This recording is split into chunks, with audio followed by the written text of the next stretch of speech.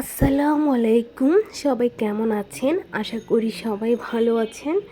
আজকে আমি ভিডিওটি শুরু করতেছি কেক বানানো দিয়ে। আজকে আমার একটা অর্ডারের কেক ছিল, ক্লাস পার্টির কেক। আরেকটা আমি কেক বানাচ্ছি হচ্ছে আয়াতের জন্মদিনের কেক।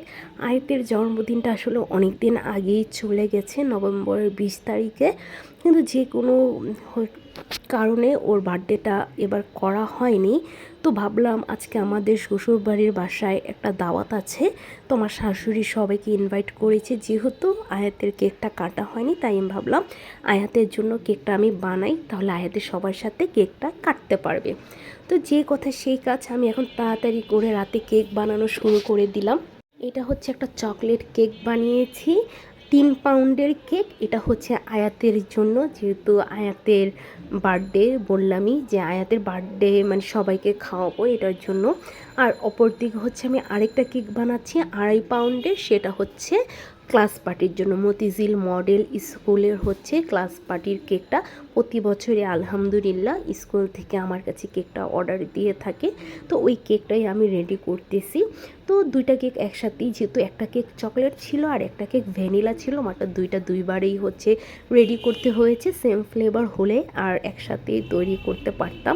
তো এখানে আমি চকলেট ক্রিমটা বানিয়ে নিয়েছি। এটা হচ্ছে সবার আগে আমি আয়াতের যে কেকটা, সেই আয়াতের কেকটা আমি সবার আগে রেডি করে নিচ্ছি, যেহেতু আয়াতের কেকটা বেশ বড়।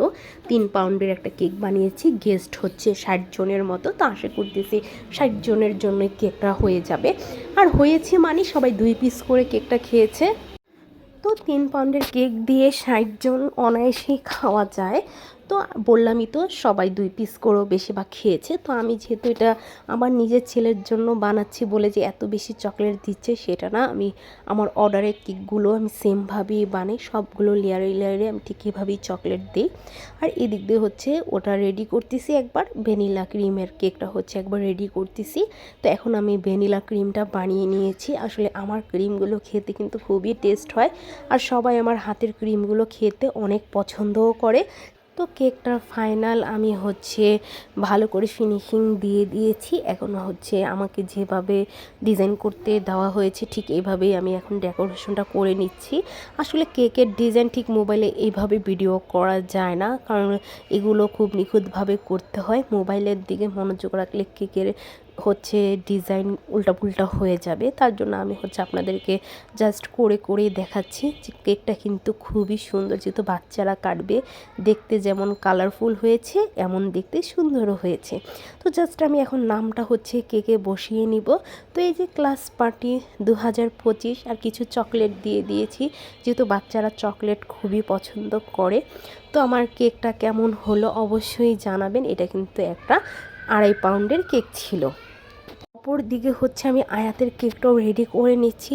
ওর অনেক দিন ধরে বায়না ছিল আমি যেন ওকে একটা মাইনক্রাফট কেক বানিয়ে দিই। আসলে এখনকার বাচ্চারা, আমাদের সময় যেসব কার্টুন ছিল, এখনকার যুগে তো আর এইসব কার্টুন নাই। ওরা কী সব মাইনক্রাফট রবলক্স এইসব দেখে। তো ওর কথার মতো আমি একটা মাইনক্রাফট স্টিকার বানিয়ে নিয়ে আসছি। আর ওর বাবা ওকে একটা মাইনক্রাফটের একটা খেলনা ওকে গিফট করেছে। তো ওই খেলনাটা আর স্টিকারটা মিলিয়ে হচ্ছে আমি ওকে কেকটা বানিয়ে দিলাম। আসলে আমি এইটার ক্যারেক্টার সম্পর্কে কিছুই জানি না, ও আমাকে জাস্ট যেভাবে আইডিয়া দিয়েছে আমি সেভাবেই করেছি। তো এটা এর পরের দিন ওর দাদুর বাড়ির প্রোগ্রামে যেসব খাওন রেডি হয়েছে, খাবারগুলো আমি দেখাচ্ছি। ওখানে ছিল ফিরনি, তারপর সালাদ, এখানে হচ্ছে ভর্তা আইটেম, তারপর হচ্ছে ডিমের শাহি কোরমা। সব কিছু কিন্তু 60 জনের জন্য রেডি করা হয়েছে। আর আমার শাশুড়ির হাতের এটা এত মজা হয়। আর ছিল সাথে গরু বিরিয়ানি। বিরিয়ানির কথাটা আর কি বলবো, এতই মজার ছিল, 2 হাঁড়ি ভরা বিরিয়ানি। তো এখন হচ্ছে কেক কাটার সময় চলে আসছে, যেহেতু আমিও খুব ব্যস্ত ছিলাম। বাসার ভিতরে খুব অনেক মানুষ ছিল, বললামই তো 60 জনের মতো গেস্ট ছিল। তো চলুন আমরা আয়াতের বার্থডে পার্টিটা এনজয় করি।